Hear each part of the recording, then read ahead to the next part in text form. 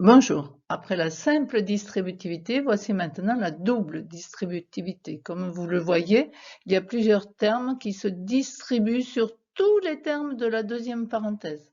En effet, entre deux parenthèses, ça veut dire multiplier, ce qui veut dire que a plus b ici est facteur de la deuxième parenthèse et donc doit être distribué sur chacun des termes de la deuxième parenthèse. Mais comme a plus b est lui-même une somme, eh bien, on prend chacun des termes de la somme. Donc, AC, AD, et ceci peut être aussi illustré par un petit rectangle. L'aire AC, ici, l'aire AD du carré ou du rectangle orange, BC, BD. Il s'agit, comme vous le voyez, de découper un rectangle qui a pour longueur A plus B, première parenthèse, et deuxième parenthèse, C plus D. Et donc l'aire d'un rectangle, c'est longueur fois largeur, hein. Eh bien, il est découpé en 4 petits rectangles.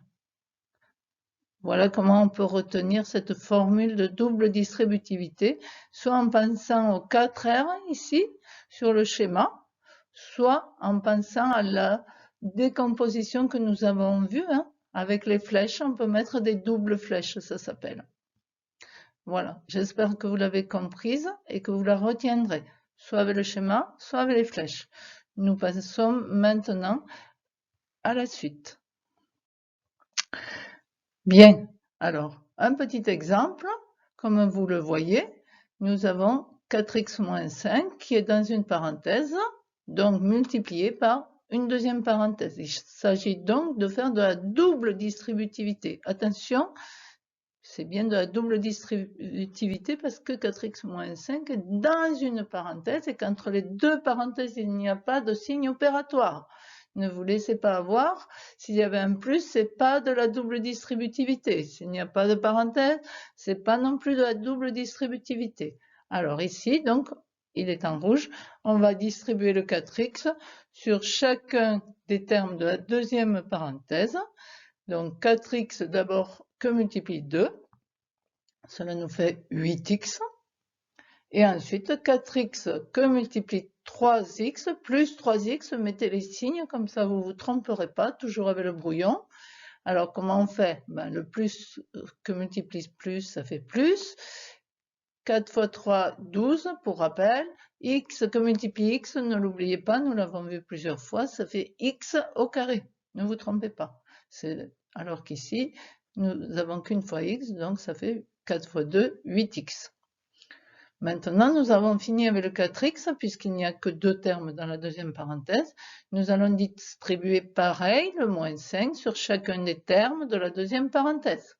Donc, moins 5 que multiplie 2, ça fait moins 10, moins 5 que multiplie plus 3x, moins que multiplie plus, ça fera moins, 5 fois 3, 15, et x, puisqu'il est tout seul, il n'y a qu'une fois. Voilà. Nous recompions dans l'ordre, donc 8x plus 12x au carré, moins 10, moins 15x. J'ai pris soin de mettre de la même couleur les termes de même nature. Alors, des x, nous avons 8x et moins 15x, donc nous pourrons réduire les x en les additionnant. 8x moins 15x, c'est comme si on factorisait x, donc on fait 8 moins 15, combien ça fait de x? Par contre, 12x au carré est tout seul avec un plus. En maths, on aime bien les mettre en premier. Ensuite, nous comptons les x. 8 moins 15 moins 7, x. Si vous avez du mal, vous pouvez encore faire je gagne 8, je perds moins 15. Donc au total, j'ai perdu, mais j'ai perdu que 7. Et ensuite, x. Et pour finir, n'oubliez pas le moins 10 qui est tout seul.